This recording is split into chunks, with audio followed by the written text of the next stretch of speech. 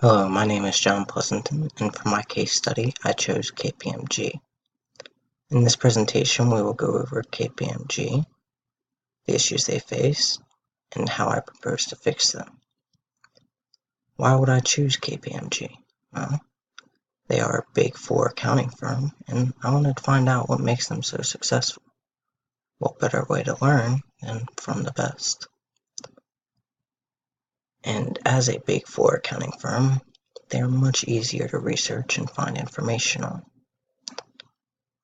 And they are currently facing some serious issues that need addressing. As their name suggests, they were originally 4 different accounting firms. It was all started by Kleinveld Krahenhoff and Co., founded in Amsterdam in 1917. Kleinveld then merged with Dutch Treuhand Gesellschaft and McClintock Main LaFrance to form Kleinveld Main Gordeler in 1979. Then, in 1987, Piet Marwick International and Kleinveld Main Gordeler merged to form the KPMG that we know today. Now, KPMG currently faces 3 separate massive scandals that, if not fixed, could put the company out of business. We've seen firsthand recently that companies that we thought could never go under have done just that. Some examples would be Blockbuster, Circuit City, and Kodak. The scandals that currently threaten KPMG take place in the US, the UK, and South Africa. In the US scandal, they wound up firing 5 employees, 3 of which were partners, for stealing and leaking confidential audit inspection information. The company even faces a lawsuit from the SEC, further highlighting the severity of the scandal. Over in the UK, the UK accounting watchdog has accused the company of having an abysmal audit quality that is backed up by their audit of Carillion. They gave the company a clean bill of health, and then within a year, the company collapsed. Things, however, only get worse in South Africa because the company is losing clients at an alarming rate due to their links with companies owned by the Gupta family. To give you an idea, the Gupta family is widely hated in South Africa, and they used to have considerable control over former President Zuma. 8 partners have left due to this scandal. To compound the issue, the company audited VBS and gave them a clean bill of health as well. The curator then found a $900 million hole, compared to their liquid assets of $24 million. On the bright side, though, their employees have often been a strong point of KPMG. As a Big Four firm, they attract the best and brightest accounting students, and the employees that they hire are talented, hardworking individuals.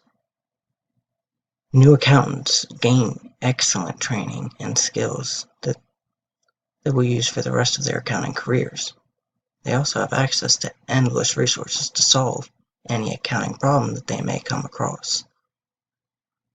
They also encourage diversity and new ideas. As proof, they are an award-winning employer. They were one of Canada's top 100 employers in 2018 and one of the best companies to work for in Asia in 2017, thus proving their pedigree as one of the top employers. As a Big Four accounting firm, KPMG has many strengths, especially being a Big Four accounting firm. And as their history proves, they have had many successful acquisitions over the years that have helped the company grow into what it is today. And to keep the company at the top level, they have a top training program that consistently pumps out some of the best accountants in the world.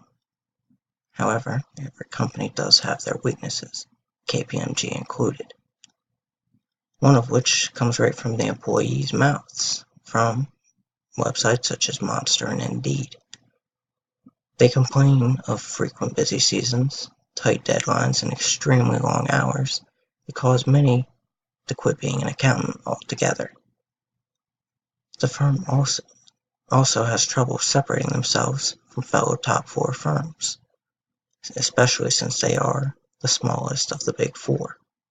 However, there are many opportunities for KPMG, one of which being further acquisitions. They have proven in the past how successful they can be at this and how much it can grow their business. And further, there's always a need for more auditors. The biggest threats to the company are the three scandals in the US, UK, and South Africa. As a business, they have to do something.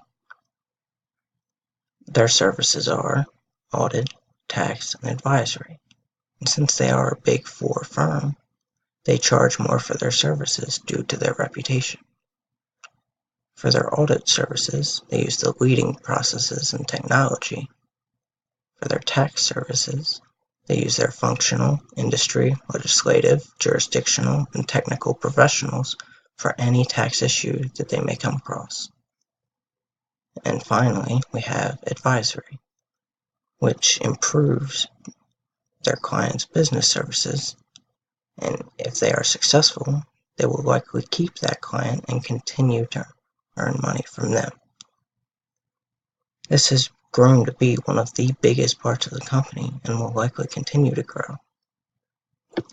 Since they are a Big Four firm, they do not really require any promotions. They can rely on their reputation to gain sales. One good way to know how the company is doing would be the net profit margin.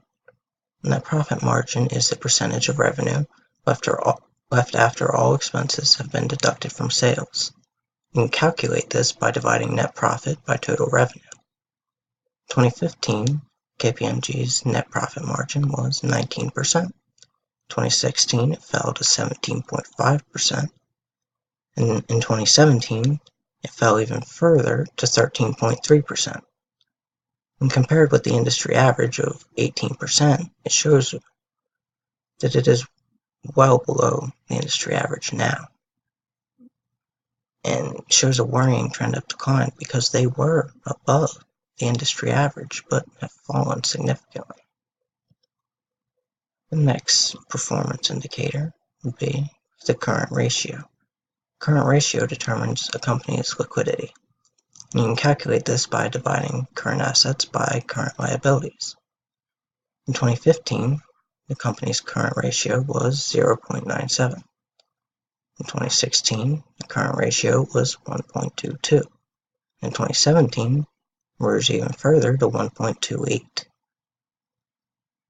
Most commonly accepted current ratio is 2, but you don't want it to be too high because then it indicates that you're not using your assets efficiently.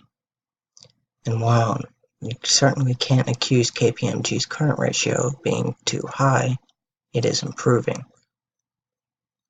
In 2015, they couldn't pay off their existing debts, but by 2017, they could easily cover those debts. And finally, we have the debt-to-equity ratio. The debt-to-equity ratio calculates how liquid a company's assets are.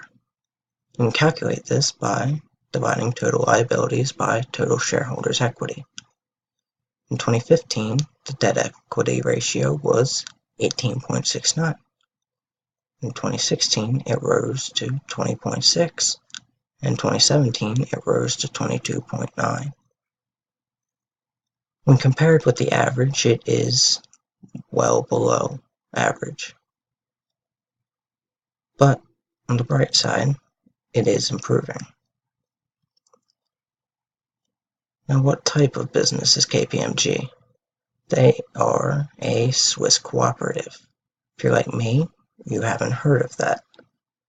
The idea is that the cooperative provides support services to member firms, and then those member firms provide the services to the clients. The tax implications of this are a corporate income tax rate of 8.5%.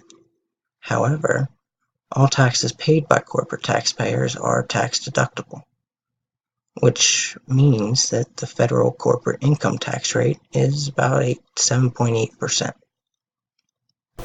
What can KPMG do about the issues that they face? Because as of now, they are walking a tight line that if they aren't careful, they could end up just like Blockbuster. And due to the severity and number of the scandals, there is likely a problem at the executive level. And I recommend a zero-tolerance policy, and any executive participating in these activities will be immediately fired.